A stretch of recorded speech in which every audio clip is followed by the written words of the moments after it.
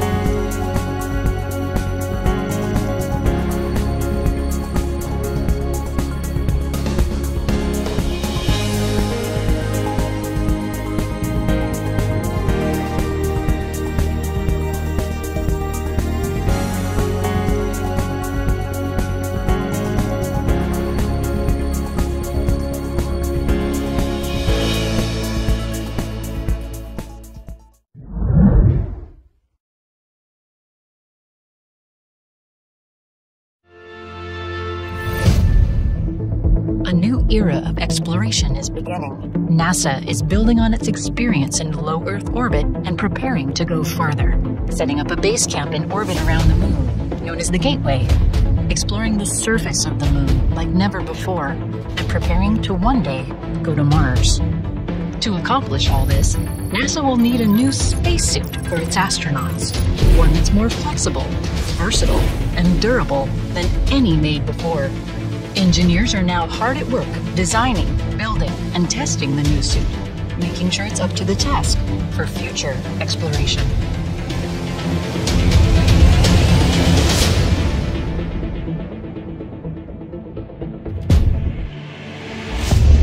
Some of the greatest moments in exploration have taken place with a human in a spacesuit. Whether it was a first journey outside the spacecraft or traversing mountainous moonscapes, the spacesuit made it possible.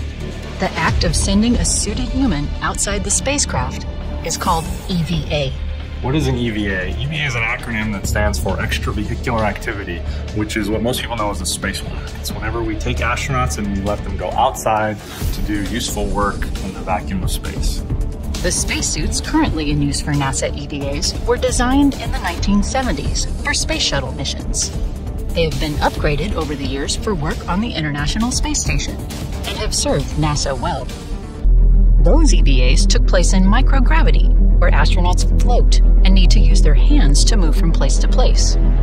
But moonwalkers, working at 1/6 Earth's gravity, will need spacesuits that let them use their hands and feet, walking to destinations and bending and reaching as they explore.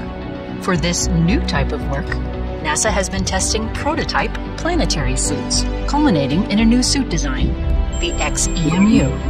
The XEMU is Exploration Extravehicular Activity Mobility Unit.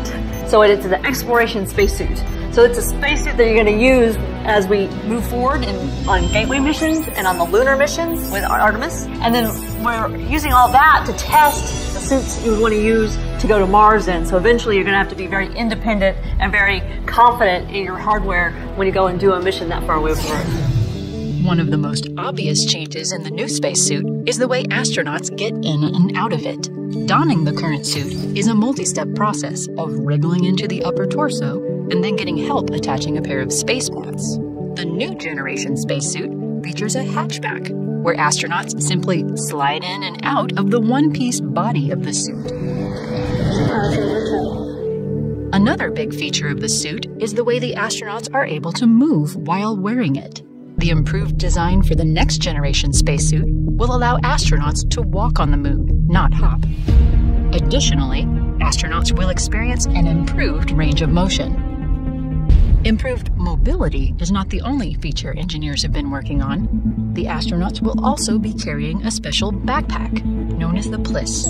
Well, the PLIS is the Portable Life Support System. It's the backpack on the spacesuit, and it has all of the interesting parts to keep the crew member alive while they're on their spacewalk. So it has oxygen stored as pressurized gas for breathing, pressure regulators that regulate the oxygen pressure inside the spacesuit, and then a ventilation loop and a water loop that we call the thermal loop that provide trace contaminant and carbon dioxide removal from the breathing environment, and also cooling for the crew member and the suit onboard avionics and electronic systems. While the PLIS has been on previous spacesuits, this improved version will offer new technology, greater control of its systems for the astronaut, and longer life for each EVA, allowing more exploration. So I want you to perform some isolated joint movement to understand how the suit moves and then be out. Testing for the new spacesuit continues underwater in the Neutral Buoyancy Lab. Here, the weightless environment of space can be simulated to put the suit through its paces. Spacesuits are also tested in the Active Response Gravity Offload System, or ARGOS. Spacesuit hardware is not the only thing being tested on Earth.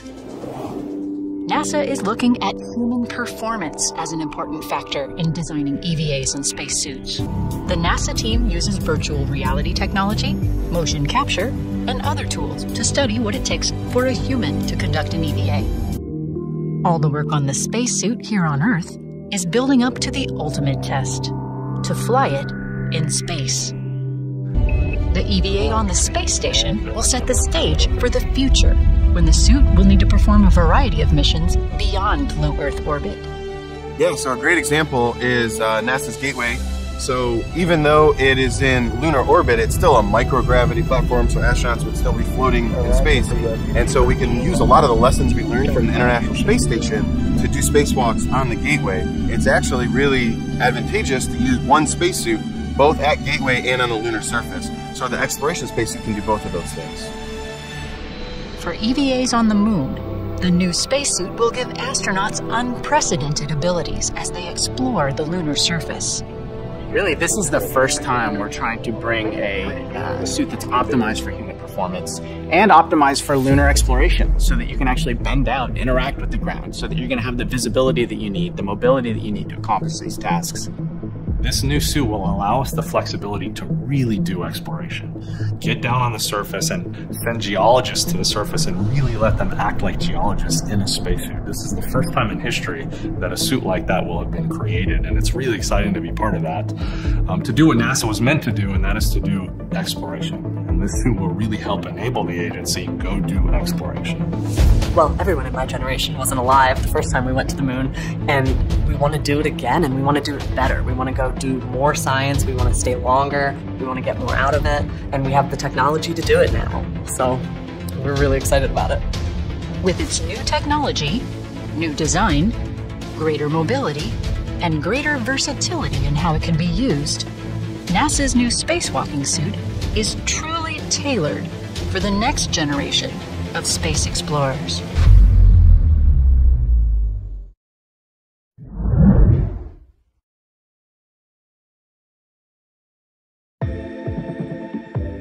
Right behind the door here is our latest concept vehicle of a Mars rover.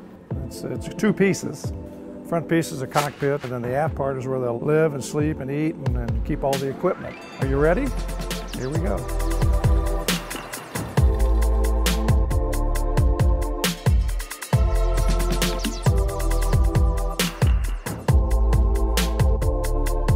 What happens when the aliens attack? Have they got weapons in there? It's the QQ compel.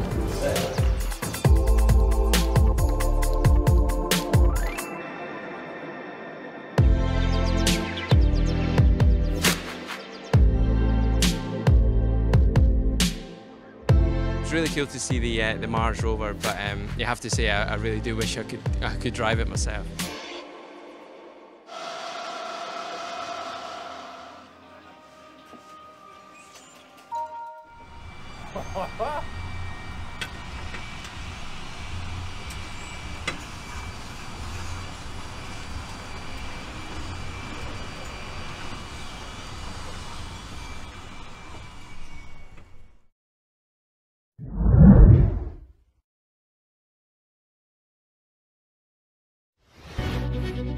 NASA is advancing an existing technology to enable future space exploration of the solar system. With plans to expand human missions to Mars and science exploration of the outer planets, the need for reliable power becomes essential. Space-qualified nuclear reactors are one technology that can provide for safe and reliable power for many of these missions. Nuclear power in space is not new. These clips from the 1960s provide a window into the past. A U.S. program was put into place that developed and flew the world's first space reactor. Before the reactor is turned on, that is, prior to fission starting, the reactor fuel is very safe and only mildly radioactive. A joint venture between NASA and the Department of Energy is underway to develop a new space reactor that meets a range of exploration missions. The reactor, called kilopower, can deliver a range of 1 to 10 kilowatts of electricity. That is enough to power anything from one toaster to an entire household. Kilopower has been tested in the Nevada desert at the Nevada National Security Site. The test had a fissioning reactor deliver heat to Stirling converters. Each converter produced about 100 watts.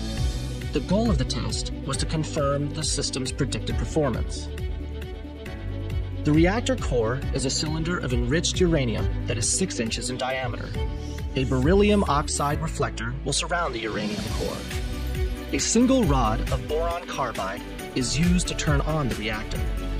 The reactor uses well-established nuclear physics to self-regulate the fission reactions, and this feature eliminates the need for a complicated control system. The reactor uses nuclear fission to produce heat, which is delivered by heat pipes to power generators, known as Stirling converters. A radiator is used to keep the Stirling converters cool. A great deal remains to be done, but with the successful completion of the nuclear test in Nevada, NASA is coming ever closer to the reality of a space-qualified nuclear reactor. Over the coming years, the reliability and safety of kilopower will be tested to assure that when the new era of space exploration begins, all systems will be a go.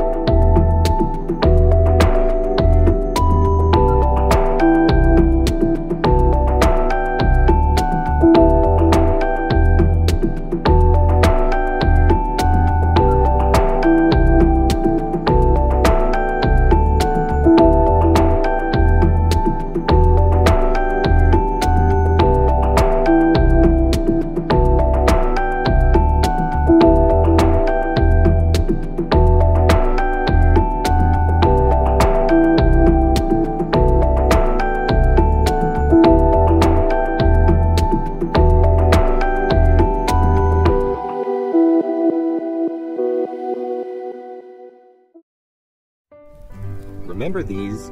Laser light made records obsolete. NASA is on the verge of doing the same thing with space-based communications. Before the end of the decade, the Laser Communication Relay Demonstration Mission will revolutionize the way we move tons of data from orbit to ground and all around the solar system. The demand for vast transmission capability grows exponentially. Sensors are gathering more data than ever. Sophisticated command and control software talks more and asks more. Conventional radio frequency transmissions can't meet the need. That's why engineers at Goddard and partners like MIT Lincoln Lab, the Jet Propulsion Lab, and Space Systems Loral are working on the next generation of high data rate, low mass optical systems. Their goals are nothing short of imagining the future and bringing it to life. Imagine live, high-definition video feeds from faraway places in the solar system. That's the promise of LaserComm. The beauty of LaserComm is its scalability. Missions will see profound improvements, with speeds increasing from 10 to 100 times over today's RF transmissions. And huge bandwidth improvements are just the beginning. Reductions of hardware mass and power demands will see equivalent savings. Smaller communication systems mean more efficient power management, and more efficient power management unlocks a wealth of potential engineering options for other systems. LaserComm is just one part of NASA's new initiative to commercialize space. This particular demonstration will hitch a ride on a Loral communications satellite in 2017. Once on orbit, control of the optical module will be turned over to NASA Goddard for testing. Two-way data transmissions from ground stations in White Sands, New Mexico, and NASA's Jet Propulsion Laboratory in California will put the system through its paces. But just a few years after a successful demonstration, NASA's own telecommunications relay system could be replaced with the more advanced hardware. Data transmission by laser light. That's a bright idea. And as a means for moving huge amounts of data efficiently and effectively, it's the communications backbone of ambitious plans for the nation's future in space.